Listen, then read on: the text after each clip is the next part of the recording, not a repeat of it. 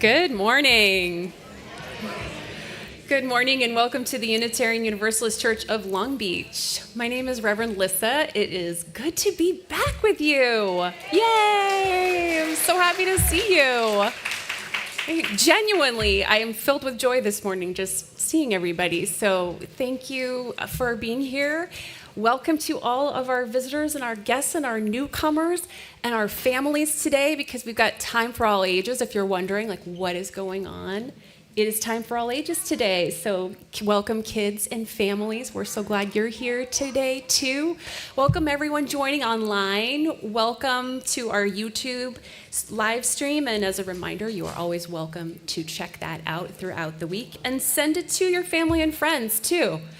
I heard Elaine's talk from last week is going to go viral. So you can share those talks, share our services and sermons. They are valuable resources for our spiritual sustenance at these times. UUCLB is a welcoming and inclusive religious community rooted in love, trust, and freedom. And our Unitarian Universalist faith calls us to live into our core values with love at the center of all we do. Love is at the center. And we welcome into our beloved community all who are joining us for worship this morning. If you are a visitor or a newcomer, we're really excited to welcome you in. And there's a new members service coming up next Sunday. So we have some new folks joining. We have some long-term, some members who are rejoining. So if you have in your mind and heart that this is your spiritual community and you're ready to say yes, we're ready to welcome you as well. So let me know or let our membership committee know if you would like to be welcomed next Sunday. All right, I think it's time, yes, it is time for us to greet one another. So I invite you to take a moment to greet each other respectfully and warmly. All right.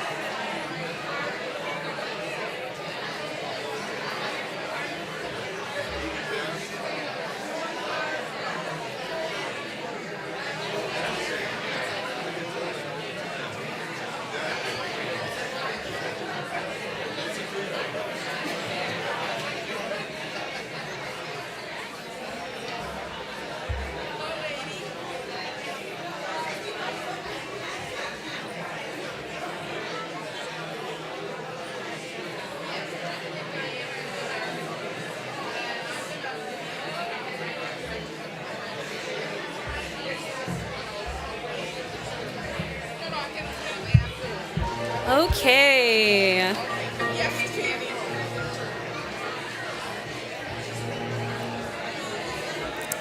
All right. So I'm going to invite you to find your way back to your seat.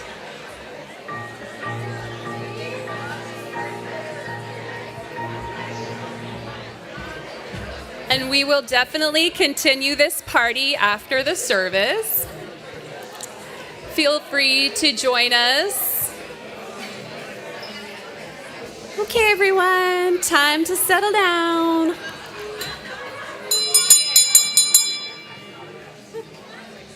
All right. So please join us after the service for the party continued, part 2, coffee, conversation. Please also, you're invited to check out our garden, and if you're interested in helping out in the garden, Saturdays are the day. It's preparing for the winter and all of that good stuff. So also, I want to share with you a few of our activities happening. Our October advance is out and on the membership table. If you haven't seen it yet, it's full of good information about what's happening. And the back of your order of service is also your roadmap to what's happening today and upcoming. On the memorial patio today at 11:30, postcard writing for democracy. I can't think of a better activity to do every single week here than write some postcards with our Democracy Forward group. And the deadline has been extended to October 23rd, and there's an updated script. We give you everything, including postcards to take home if you can't stay. So you can take home some postcards if you can't stay. Saturday, October 18th at 11 a.m. here in Wilder Hall, we will be celebrating the life of beloved member Gary Roach. 11 a.m. next Saturday. The choir will be singing. It'll be a very beautiful celebration of life. So if you knew Gary or if you're a part of the community and want to come and celebrate one of our beloved members, 11 a.m. next Saturday, and I'll be officiating. And then next Sunday at 11:30 a.m., the Democracy Forward team has been planning a very special social justice forum. So we are all engaged in a lot of different activities. How many people are maybe planning to go to a No Kings protest coming up? Okay, if you're looking for someone to go with, you see those hands raised.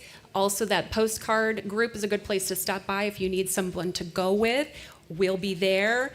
On the 19th in the lounge afterwards, we're going to debrief a little bit. We're going to share some of the different activities that we've been involved in, what's working, how we can amplify. So please do put that on your calendars as well. And then finally, I'm going to invite Amy Pabon. She's right here to talk about really the main event, Trunk or Treat. Hello, everyone. Please join us for our Trunk or Treat and Spaghetti Dinner on Saturday, October 25th. The Trunk or Treat begins at 4 p.m. and the Spaghetti Dinner begins at 5 p.m. All are welcome, so bring your friends, family, neighbors to RSVP or to sign up to volunteer.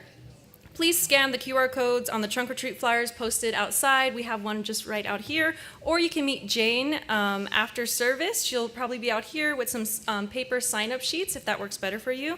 But yeah, thank you, and we hope to see you all there.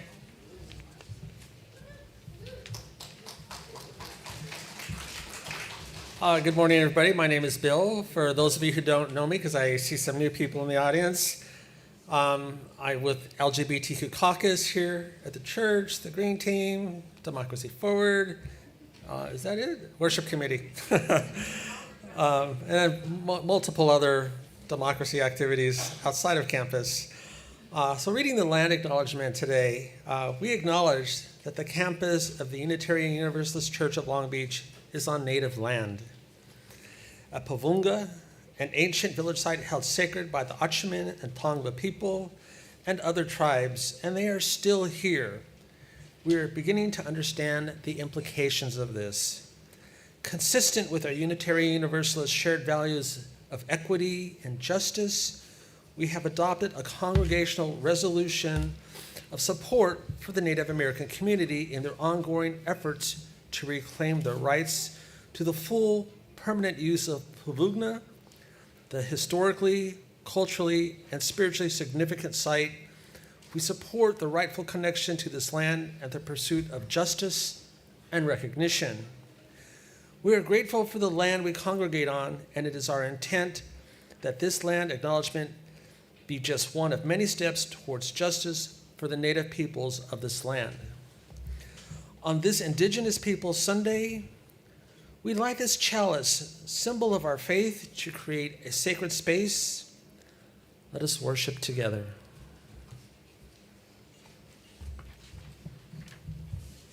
Good morning, everyone. Today is very special. We have some special guests joining us today. And our first hymn that we're all going to sing together is written by one of them. This is Antoine Arvizu. This is called the Universal Welcome Song.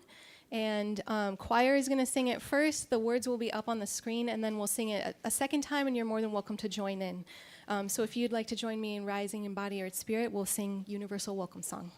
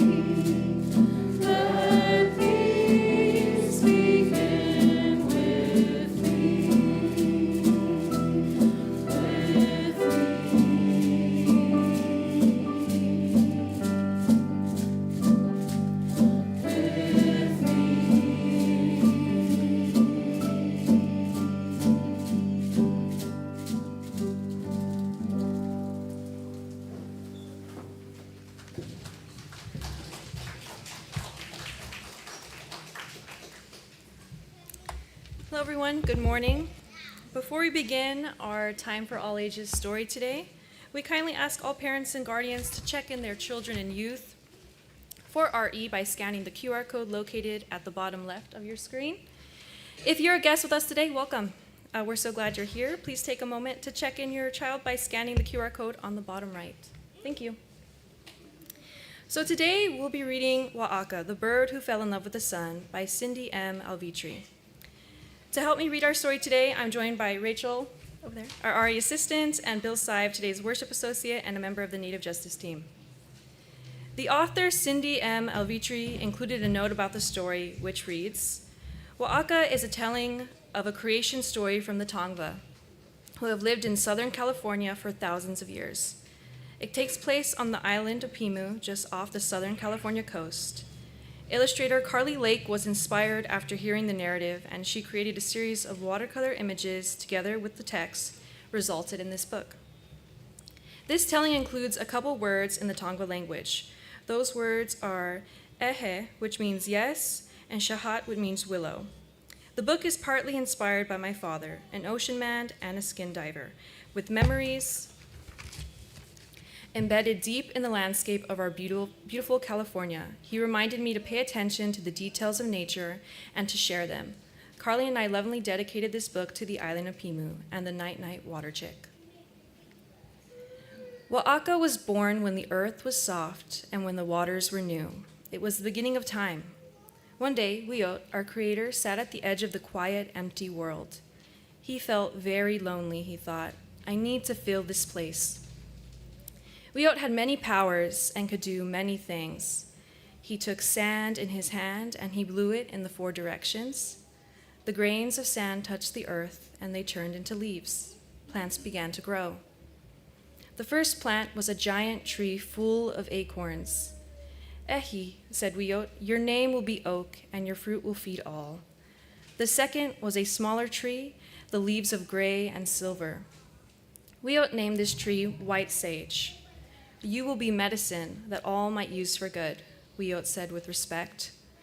The third tree had branches that kissed the earth when the wind blew. This one Wiot named Willow. Shahat will shelter from all the cold, he said. The last plant, golden as the sun, brought beauty to the world. Wiot named it Island Poppy. Wiot watched with joy as his magic came alive.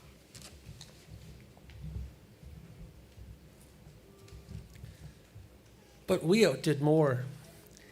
He dipped his hands into the ocean and mixed red earth with the water. Then the winged ones came.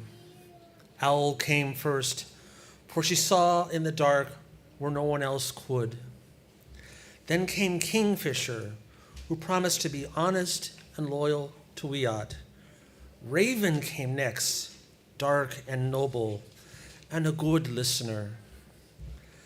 Last was Wa'aka, sleek and beautiful. Her white feathers glowed like pearls in the sand, and she became Wyatt's favorite. Yet, even with these creations, the earth was still cold and dark. So Wiot asked Island Poppy for light. Island Poppy pulled a petal from her crown, and a spark of gold flashed in the dark. Wiot mixed the petal with a ball of soil. As he rolled it in his hand, it grew larger than the other creations. Tamat, the sun, was born. Tamat shone the brightest of them all, and he was kind and caring to everyone. He and Wa'aka became friends. One day, Tamat and Wa'aka went walking and found a pond. They sat at the edge. Tamat gazed Wa'aka. He was falling in love with her, but she didn't notice him. She was too busy looking at herself in the water. She thought, oh, how beautiful. I am more beautiful than anyone else. Each day, Wa'aka made Tamat come to the water so she could admire her own beauty. Soon she forgot about everyone else. She even refused to work. I can't go pick acorns, she'd say. I might dirty my beautiful white feathers. The others saw these changes. They also saw a change in Tamat. He was growing larger and rounder and hotter. So hot that the water dried. And so did the leaves on the trees. Wyatt and Tamat went to their council to talk about this problem, as this was the way it was done back then. If we don't do something, the council said to Tamat, we'll all die from your heat. We have to send you up to the sky. Then you can still be with us, but you will not harm us. It made Tamat sad to think about leaving, but he also felt for his brothers and sisters. I must travel to the heavens. But how? Owl, full of wisdom, said, let's weave a net out of fibers from the plants. Then we can gather around the net and toss Tamat to the heavens. They all agreed, except for Wa'aka. She shouted, how can you take him from me? Without him near, how will I see my beauty? He is mine. The others cried out, Wa'aka, what has happened to you? You were once so beautiful, but your vanity has made you ugly. And Wyatt said to Wa'aka, you must help your brothers and sisters, not hurt them. Tamet will go. But Wa'aka did not want to give up Tamet, so she made a secret plan. The next day, everyone gathered by the water. They each held part of the net they had woven, and they placed Tamet in the center. Wa'aka pretended to help, but she would not let Tamet go. She would hold on to him as he was tossed into the sky. Then, she thought, I will always be with him, and everyone will see me in his great light forever. That will show them. They tossed Tamet up, and he flew to one side of the sky and came back down. They tried again, and this time, Tamet flew to the center of the sky before he fell to earth. The third time, they put more strength into it. Heaving him high, he floated for a moment, then fell once more. They kept going, lifting with all their might, tossing Tamet high above them. As they lifted the net one last time, Wa'aka held on to Tamet, and they rose together. But as they entered the heavens, Tamet grew much larger than he had been on earth. It was too hot for Wa'aka. She fell from the sky, her beautiful white feathers burned black. The others looked up amazed. Not only did Tamet stay in the sky, but the net that carried him turned into 1,000,000 stars that gave even more light and warmth. They were pleased, but not with Wa'aka. We turned to her and said, because you were selfish, you will not see the light of Tamet. You will sleep by day, and only by night can you come out, so that Grandmother Moon can watch over you. To this day, we can see the dark feathers of Wa'aka as she sits upon the waters at night, waiting for the light of Grandmother Moon so she may gaze at herself. This is the only light she will ever know. She is the black-crowned night heron.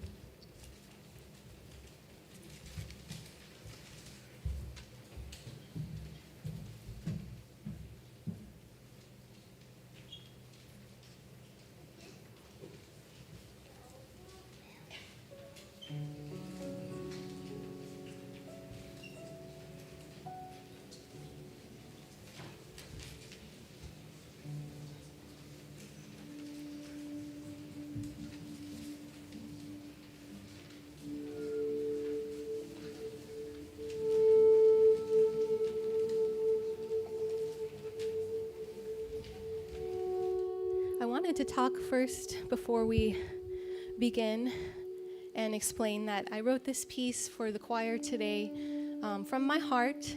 I'm drawing from both sides of myself, my Dakota side, as well as my classically trained, more Western side. And I wanted to thank everybody up here, Antoine, my husband Nick on guitar, Lindsay, and the entire choir for helping this music in collaboration come to life. We are going to sing together in the middle of it. The choir is going to sing this melody that you see up here on the screen. So I'm going to sing it once for you just so you hear what it is. And when they sing it, you can feel free to sing it if you'd like. No pressure. But it sounds like this. You will guide me through today. You will guide me through today. Hwea, heya, hwea, heyo. Yahweh, oh, Yahweh, oh. So that's that melody. The choir will sing that, and you're more than welcome to join when they sing that. And then at the very beginning, the choir is going to be singing 4 Dakota words that I have collaborated with Michael and choosing, and they're acting as mantras.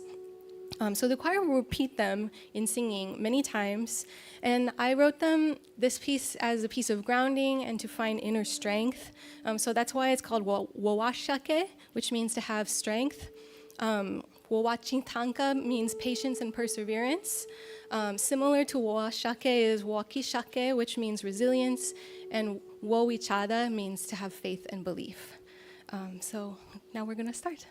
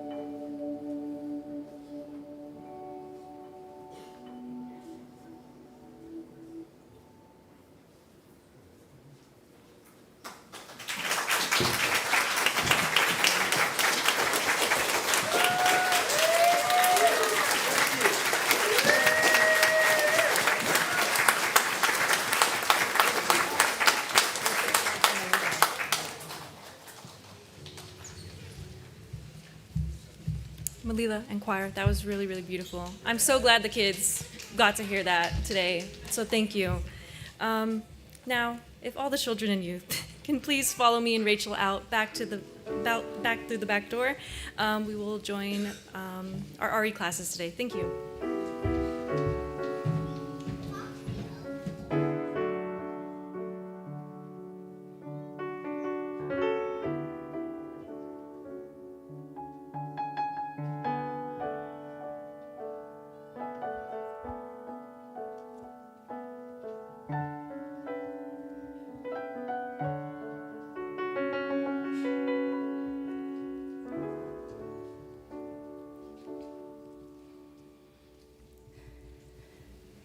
Han mitakuyepi the Dakota chase pikin wa waching sapawikoshke, de washichu chase pikin wa Malila Hollow.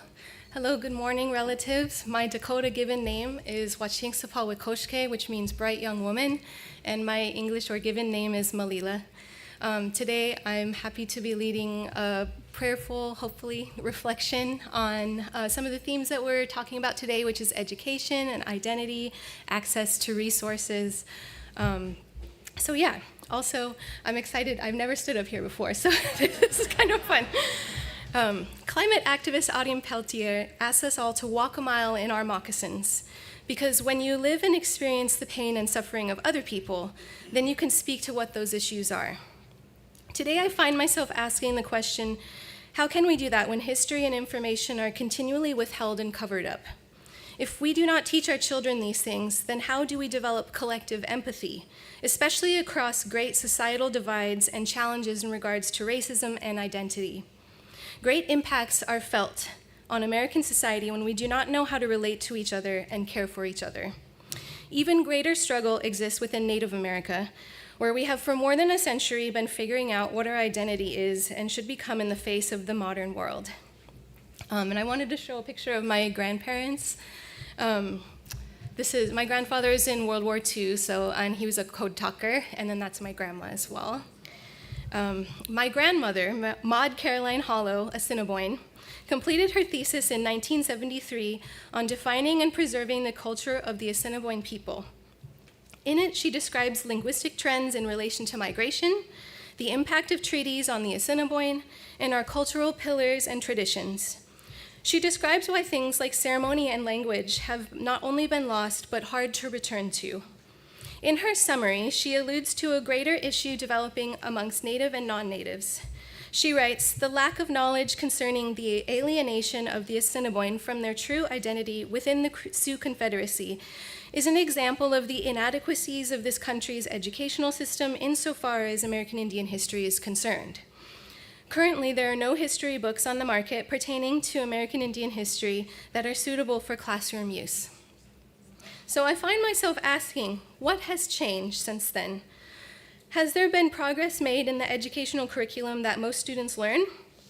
In my elementary classroom in the 90s, our people were referred to as savages. We are continually referred to in the past tense and thus erased from present day. So while there was mention of Indigenous America in my classroom growing up, it wasn't done in a good way. For a long time, I was ashamed of who I was. Eventually, I learned that there was nothing wrong with me as a Native and as a biracial person, but with the system of education and the government's lack of acknowledgement of its genocidal actions against my ancestors. So, throughout my schooling, I made it a point to continually challenge the dominant American narrative of white colonial rebellion from England. I proved to be quite a nuisance to more than one teacher, at many times putting my academic journey at risk for the sake of speaking truth and challenging the history that was written for us, and not with us or by us. I still made it, by the way. I graduated high school. That isn't to say that change hasn't happened, though. I can't help but think a majority of change has been facilitated by the actual educators taking matters into their own hands, knowing that they're given one framework to teach, but they must provide perspective and supplemental supporting material to fill holes where many marginalized voices are left out. They must ask difficult questions that our textbooks don't always address. I do believe more young people are wanting to be asked these questions, and many are asking them already. I have also brought Project 562 here today for everyone to look at because it is a beautiful collection of snapshots and memoirs of modern-day Indigenous America. Matika Wilbur, Swinomish Tulalip, has taken time to demonstrate the diversity that exists within Indigenous America. She highlights the beauty of our shared and nuanced culture alongside the challenges that all Indigenous people face. She references Dr. Adrienne Keene, Cherokee, by saying, "Representation without us is representation done to us." I can't help but feel like that sums up my entire educational experience growing up. So while there are still vast issues with curriculum and access to knowledge and resources, we can still see the groundwork being done to take our narrative back, not just within Native America, but by non-Natives and allies as well. This is due to the active pursuit of learning, open communication across different communities, and progressive and inclusive education. I do believe that education can be the savior or the death of a society. One of the pillars of progressivism in education is that it is the fundamental method of social progress and reform, placing experience and the student at the center of the learning process. And while the restraints of Plato's idealism can become inaccessible, he still speaks of the search and development for universal truth and morality. I personally believe that direct action in education based on these fundamental philosophies can be a great catalyst for change and growth. Without education, we lose the ability to help people of all ages develop not only a well-informed view of the world and the people around them, but a nurtured and nuanced view of their own self, identity, purpose, and power. Within progressivism, we find the ability to show the student their own potential, which inherently gives them the tools to become empowered, confident, and independent. So if we are to heal from deep generational wounds, we need safe, inclusive spaces in education. If we are to persevere through the dark times that we are currently facing, we need bravery grounded in empathy and driven by the need for equity. I do believe that this is possible, especially through the avenue of music and the arts, where learning is inherently interdisciplinary and provides ways to cultivate emotional intelligence, communal strength, and artistic and spiritual expression. And to close, I just want to say that it feels very like a great blessing to be able to speak to you today, and that every Indigenous person that is alive today is a representation that colonialism failed. We are still here. Thank you. Wokila. Mitaki ayo.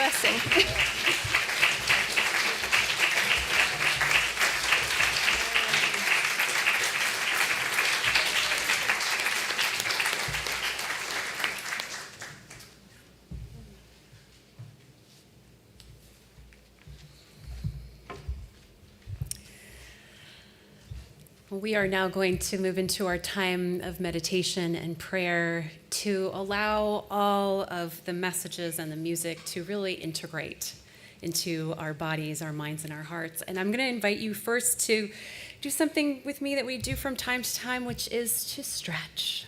So I'm going to invite you to reach your arms up, really stretch. And then I invite you to just gaze up towards the sky. Feel your neck stretch, feel that long back. And I invite you to take a deep breath with your arms extended, in and out. And then you're going to bring those hands and arms back and put them across your chest and give yourself a little squeeze. You can move back and forth a little bit if you feel like rocking a little bit, just to really hold yourself tenderly. Give yourself some love this morning. Take another deep breath there, in and out. And yes, you can let that breath be heard if you like. It doesn't have to be silent.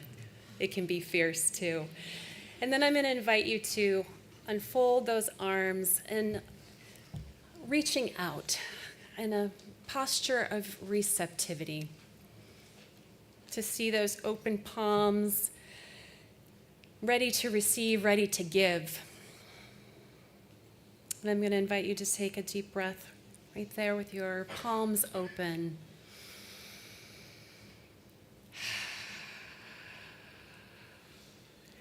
I'm going to do that one more time, stretching up, gazing up to the sky, Bringing in all of that energy into yourself and giving yourself some love, compassion. And then offering those arms out, opening your palms to receive and to give. Breathing in and out. And now I invite you to find a comfortable posture to sit for a few quiet moments of contemplation and meditation.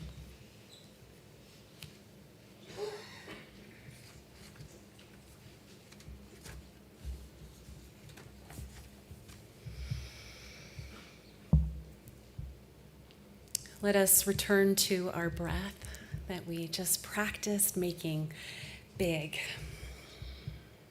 And if you'd like to place a hand on your heart or your belly, whatever you need to do to come into yourself and feel those feet planted firmly on the ground. You can close your eyes gently if you like, or rest on a place of beauty. Just soften your gaze and allow yourself to go inward for this period of time. In meditation, we allow the meaning to wash over us and to reveal a fresh perspective. We offer ourselves this sacred gift of contemplation, this practice of coming back to our most essential selves, to find again the sacred ground we walk upon in this community of beloveds. And to come back to our own breath as this reliable place to generate our own grounding, our own heart center, our own space with the gentle rising and fallings that anchor us to our bodies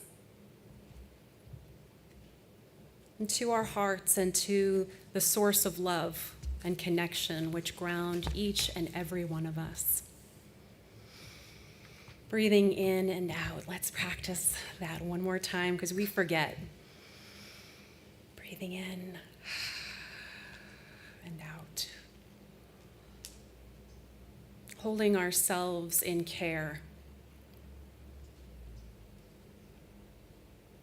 Giving ourselves the love we need that we so often forget.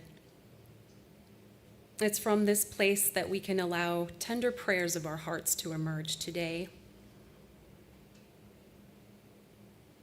Deepest longings for thriving and happiness in our lives and for our beloveds and for our community and for our world. It is in this place of receptivity that we can offer those prayers, big and small, and focus our loving energies on the healing of ourselves, our community, and our world.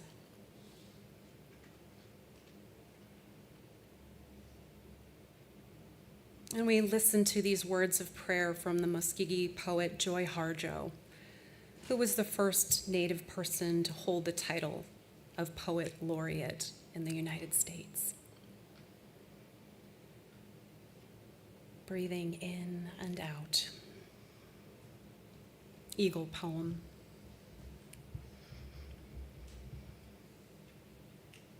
To pray, you open your whole self to sky, to earth, to sun, to moon, to one whole voice that is you. And know there is more that you can't see, can't hear, can't know except in moments steadily growing, and in languages that aren't always sound, but other circles of motion. Like eagle that Sunday morning over Salt River, circled in blue sky, in wind, swept our hearts clean with sacred wings.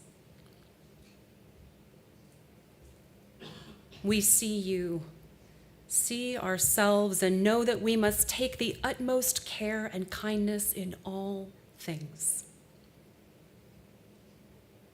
Breathe in. knowing we are made of all this, and breathe out, knowing we are truly blessed because we were born and die soon within a true circle of motion. Like eagle rounding out the morning inside of us, we pray that it will be done in beauty. We pray that it will be done in beauty. Now let us keep silence together to listen to our own heart's desires and to pray fervently for ourselves and for all of creation.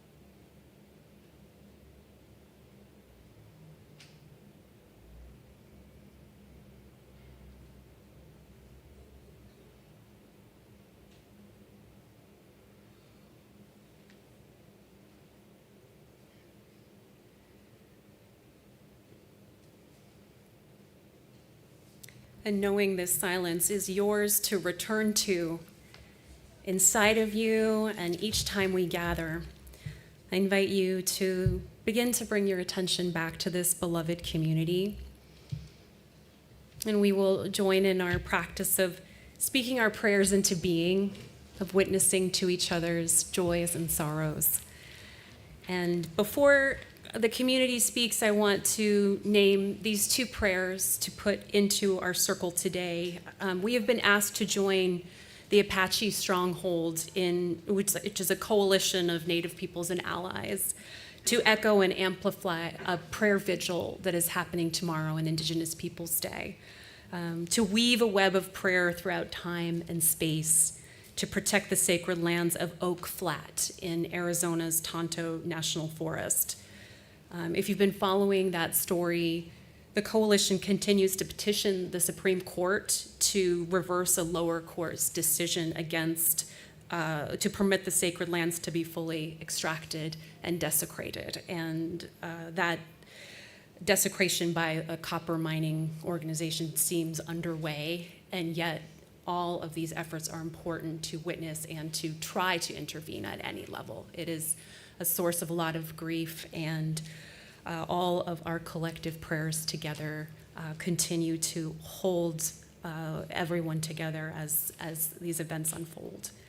And then two, we hold the fragile and cautious prayer for peace in the Middle East, being given the news this week of ceasefire amidst ongoing devastation and destruction in Gaza, and 2 years of immeasurable pain and strife. And so we pray with our Jewish communities and our Palestinian and Israeli communities, and we are encouraged by not the efforts of our government, but the efforts of ordinary citizens who have been courageous, including people in this congregation, people who have spoken from this pulpit, that tide, and including the tide of the international community, is what has, in fact, moved the ceasefire into effect. So with that being said, I now invite us to come and join in our community practice of joys and sorrows.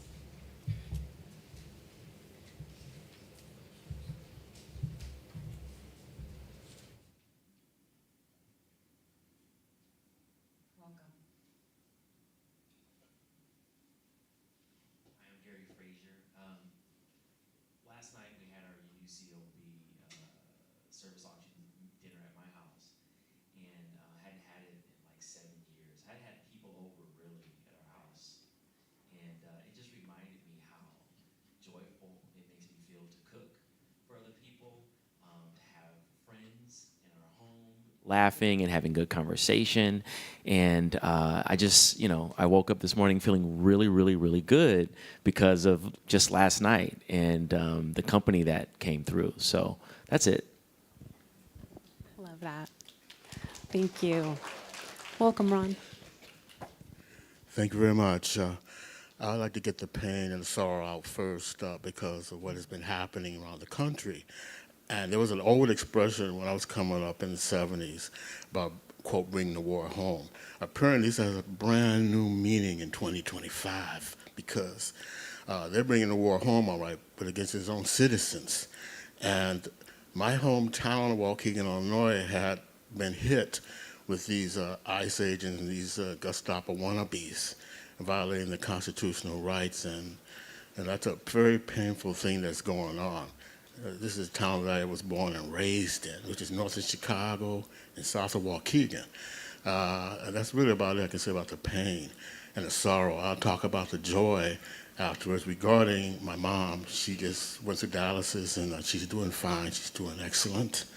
I'm very fortunate. She's like in her 90s, early 90s or something, akin to she's a legend to me and the rest of my family. Seriously. And she's up there with Willie Nelson, Carol Burnett. Yeah. And Bring it home. Okay, I'm going to bring it home right now. And Carol Burnett is still on TV, if you like her. I bring that because we need a sense of joy and not let them take our joy away. That's it. That's that. Thank you very much for your time. Hi, I'm Mike Shannon. I just wanted to say how happy I am to be back in this church after my medical adventure last week. And I also especially want to mention Chris Kemp and Edie Mickey-Silvera and our office administrator, Teresa, who really stepped up and helped my semi-invalid wife through the 2 days that I wasn't able to help her.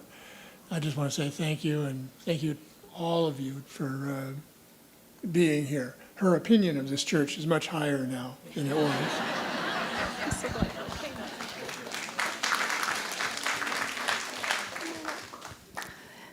Everyone can come up and stand in front of the beautiful pumpkin altar. Hi, my name is Dylan. I've only been here since June. I moved to Long Beach, and I have a joy and a sorrow today. My joy is this community.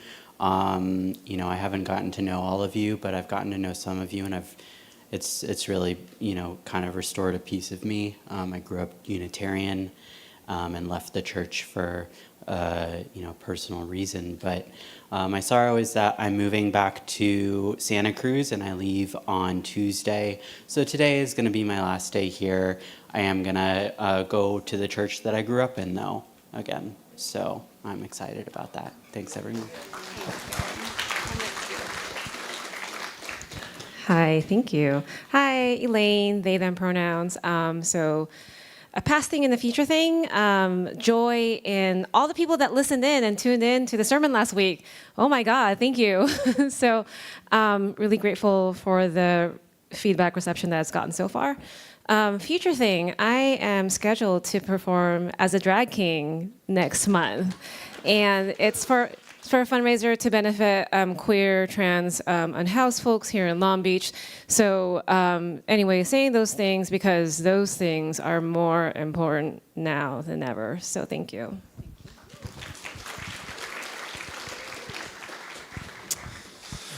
Hi, I'm Eric So. I have a personal joy to share, which was that I had a great time in Washington, D.C. For my first vacation in 7.5 years. Yep. And I have another, which is that today's my brother-in-law's birthday. Yeah, and we're going to go out and celebrate.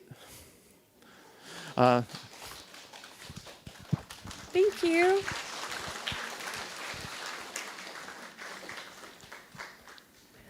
Would anyone else like to share that hasn't yet shared? Darlene, welcome. I didn't want to get teary-eyed, but I am, so I'm sorry. My oldest sister passed away on Thursday, but I'm really filled with gratitude for this congregation. And you may not know it, but you've been supporting me.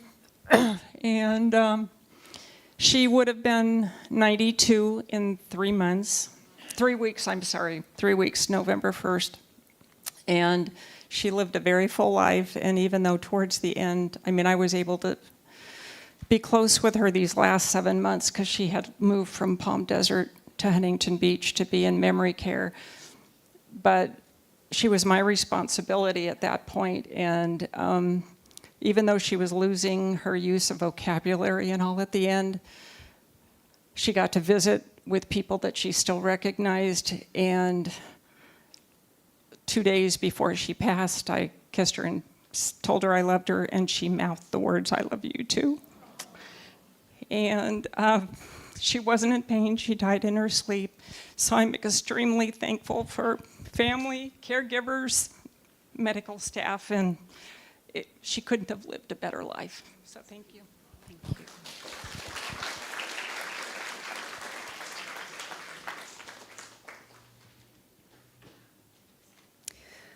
Okay, we are going to move into singing from here. We're going to sing Comfort Me, which is a beautiful song that I think is going to hold us as we are closing out our joys and sorrows and our time of prayer. If you'd like to rise in body or in spirit, one more time.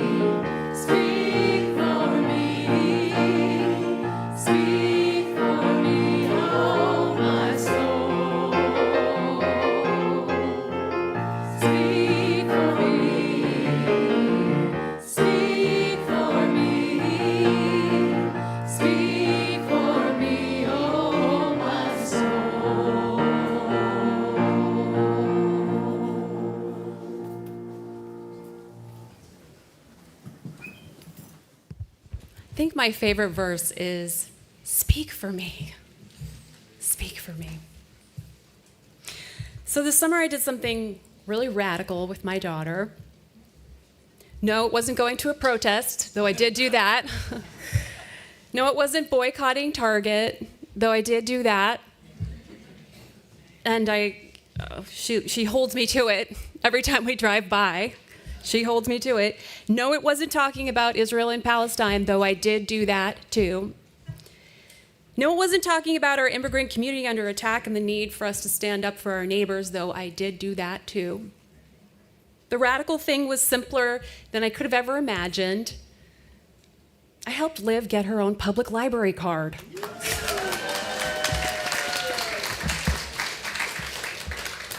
She's 7. It was time.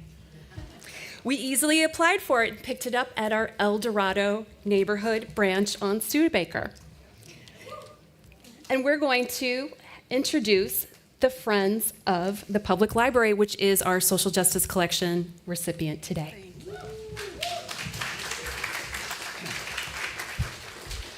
I'm Lissa Moore, and I'm a member of this congregation, and I'm the Vice President for Programs for the Friends of the Long Beach Library. Someone did a very good job summarizing everything that we do, and I'll try to be brief. We advocate for the library and its funding, so we bother the city council folks, and they have been very supportive in the last several years. We're guardians of censorship. We raise funds and provide programs to encourage literacy at all ages. We advocate for increased community awareness of our resources, or the library's resources. And we manage a memorial book fund. If someone wants to give a book in honor of someone that has passed, or a birthday, whatever, that helps increase libraries' books and that. We make an annual donation to every library. There are 11 libraries in Billie Jean King, I believe. And I mean, if the librarian wants to buy a rug for the kids for story time, or a coffee pot, can use our funds. We have our essay contest, and we have the ability to take Spanish, kids who will write in Spanish, and we have people who can translate. We give away about $1,100 in Barnes & Noble's gift cards to the winners. That's for kids that are from 5 to 18. And boy, we get some really good essays. Barbara Ayud was a beloved member, helped the library in many ways, and her legacy is that we give away a scholarship to someone who works at the library or volunteers who wants to continue education. And many other things, but that's, just the highlights. I am very proud of the Long Beach Public Libraries. I'm pretty hard on folks. You got to be up there for me to be. And this is, 460,000 people, 11 libraries. That's really good. And I'm proud of the attempt for the whole library system to make diversity important. Mark Twain Library has one of the largest Cambodian collections of books, tapes, etc. in the world. We every 2 years, a librarian and an assistant go over to Cambodia. There's a big book fair, and we provide some of the funds to get the books back, and for the fair for the librarian and that. Burnett Library has an African American collection. Bret Harte Filipino collection. These are not huge collections or anything, but they're well worth looking at and checking them out. So please give generously. Thank you very much.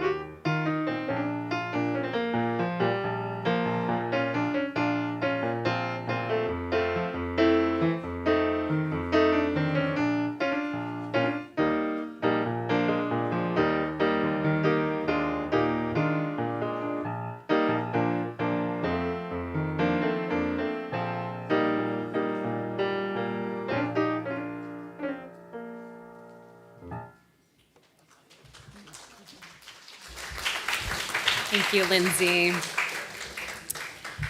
So on that first day with Liv's library card, just like Lissa said, we joyfully perused the kid-level children's book displays, which were all about Disability Justice Month, which was July.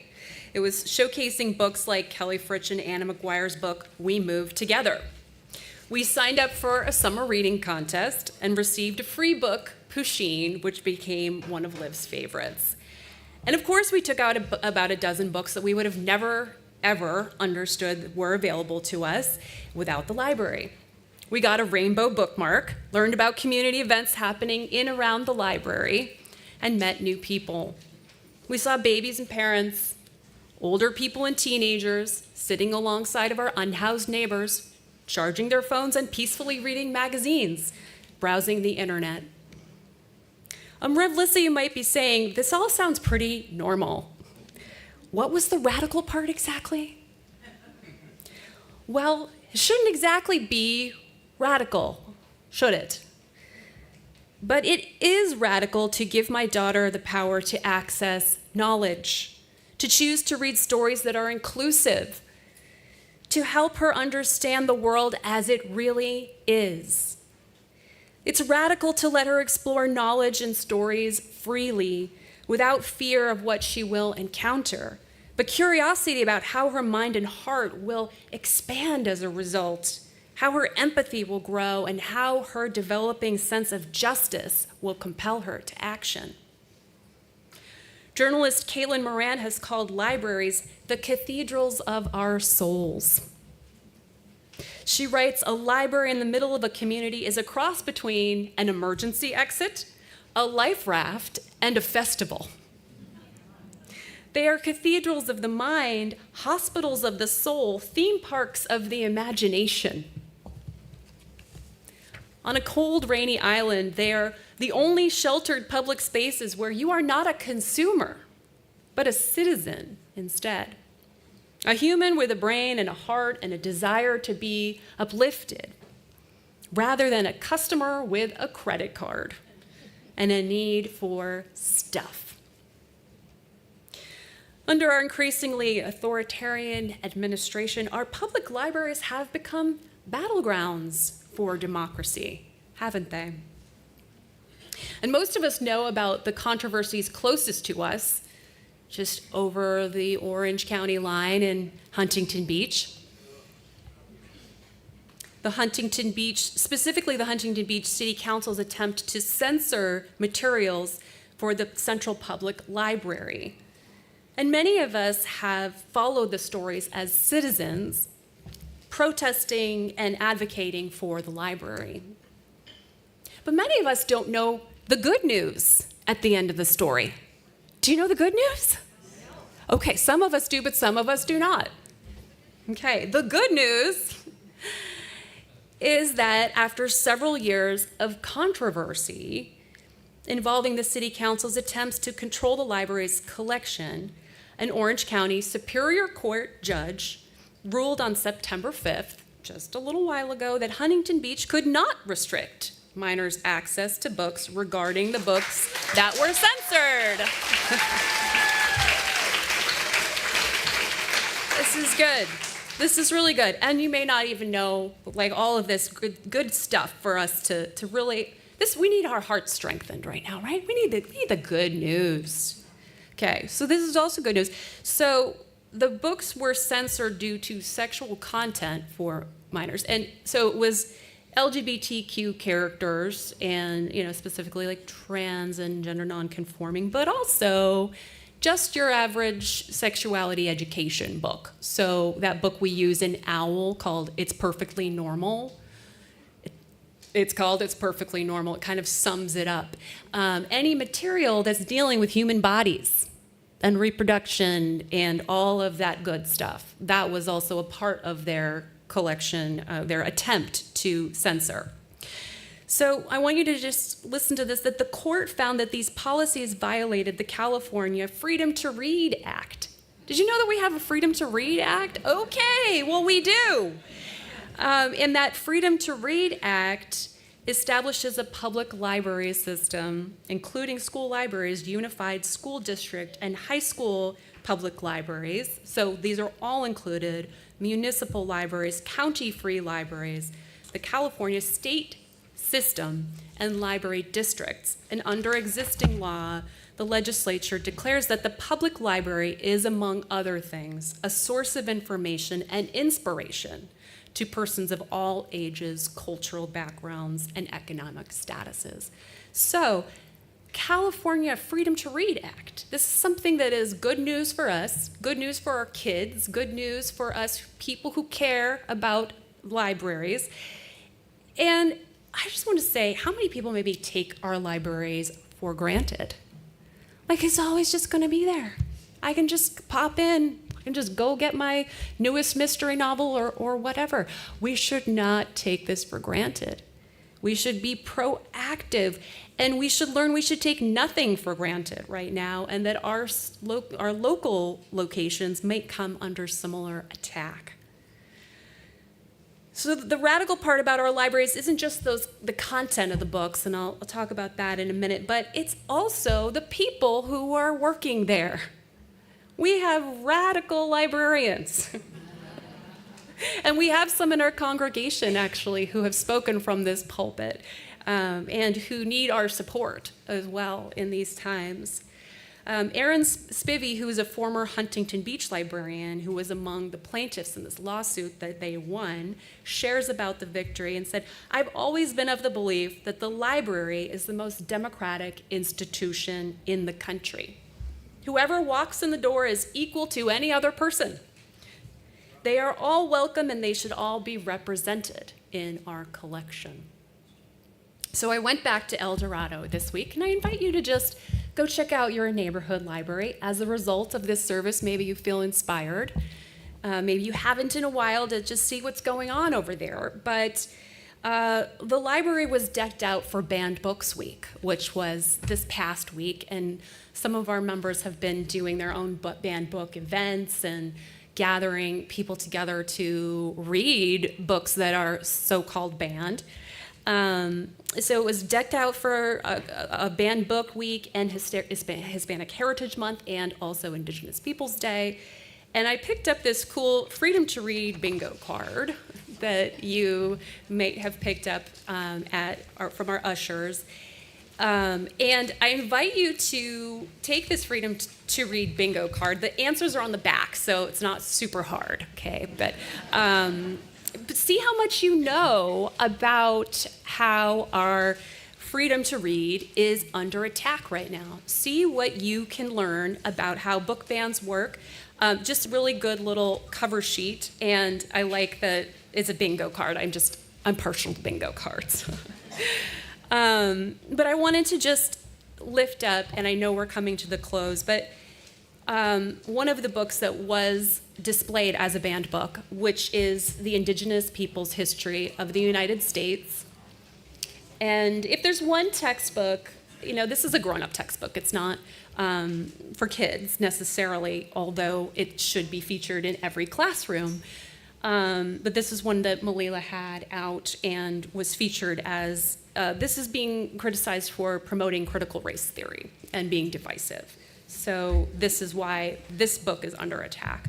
But I will say that when I was looking up other books that are banned by Indigenous authors, I noted that only 0.5% of Indigenous authors are a total of our American authors. So there's only 0.5% of American authors who identify as Indigenous. But children's book authors identify 5 times as many times. So 2.5% of overall authors are children's book authors. And so there is a real resurgence of Native voices in children's books, and also subsequent bans. And we have read some of those books, like We Are the Water Protectors. We read that on our first day back. And that was criticized for its emphasis on environmental justice, portrayal of diversity, and being divisive. Well, I'll take it.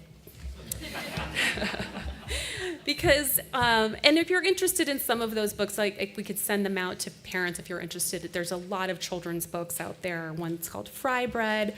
I could go on, but I know our time is growing short. But really the point is that, as Malila lifted up today, the stories of Native peoples have been systematically and intentionally erased for generations. And so the retelling through children's stories is incredibly important, but it's really a retelling for all of us, especially those of us who learned about Native history the bad way in school, to relearn and to reteach ourselves some of what has been lost. So I recommend this book to us once again. And I'm going to close out by why these stories are so radical. What is so radical about a children's book? Well, it's simple. You cannot read these books without being changed. You cannot read them without having your mind or your heart changed. And by being changed, you cannot help but act differently. From the foreword to the book, God is Red, A Native View of Religion, which is probably a seminal religious history book if you're looking for one of those. It's by Vine Deloria. And in the foreword, Leslie Silko writes, "No one who reads Vine Deloria's books remains neutral." No one who reads these books can remain neutral. So we, the people who care deeply about democracy and who fear the future for our children, without the stories and the ideas that will change the world through our minds and hearts, called to act. Get out your library card. This is your radical tool for your toolbox today. Get out that library card. Go get connected with your library. Become a friend of the library. Befriend the patrons and the librarians, the homeless people who come and charge their phones and read the magazines and use the internet, and find community. And I'm going to close from Vine Deloria. He says, "Who will find peace with the lands? The future of humankind lies in waiting for those who will come to understand their lives and take up their responsibility to all living things. Who will listen to the trees, the animals, the birds, the voices, and the places of the land? As the long-forgotten peoples of the respective continents rise and begin to reclaim their heritages, they will discover the meaning of the lands of their ancestors. And that is when the invaders of the North American continent will finally discover that for this land, God is red."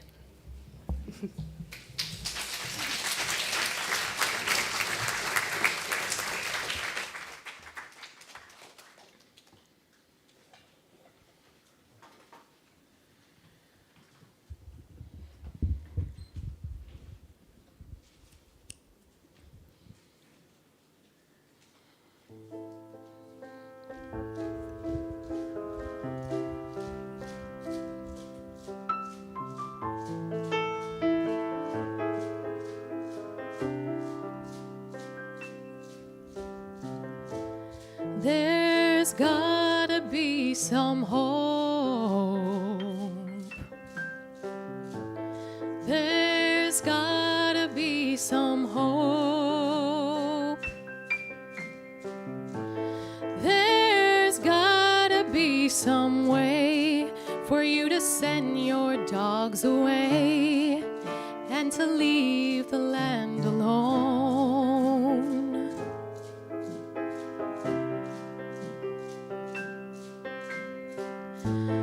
It's gotta be a crime. Somewhere in your heart you'll find we're fighting for our right to keep our future bright and protect the ones we love.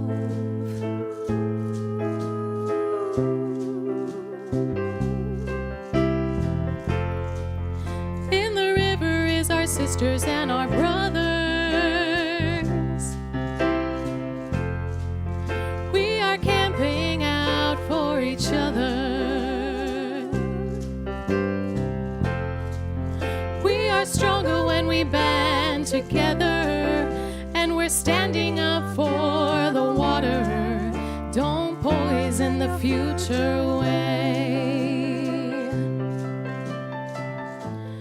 You've gotta have a soul.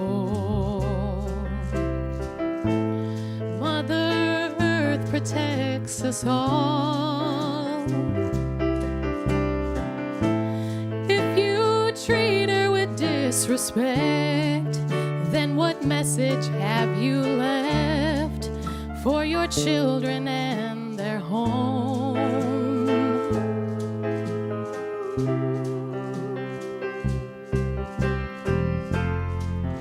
In the river is our sisters and our brothers. We are camping out for each other. We are stronger when we band together, and we're standing up for the water. Don't poison the future away. How can you take and not appreciate the soil? Don't let this black snake contaminate our drinking water. This is for our sons and daughters. In the river is our sisters and our brothers. We are camping out for each other. We are stronger when we band together, and we're standing up for the water. Don't poison the future away. Ooh, in the river is our sisters and our brothers. We are camping out for each other. We are stronger when we band together, and we're standing up for the water. Don't poison the future away.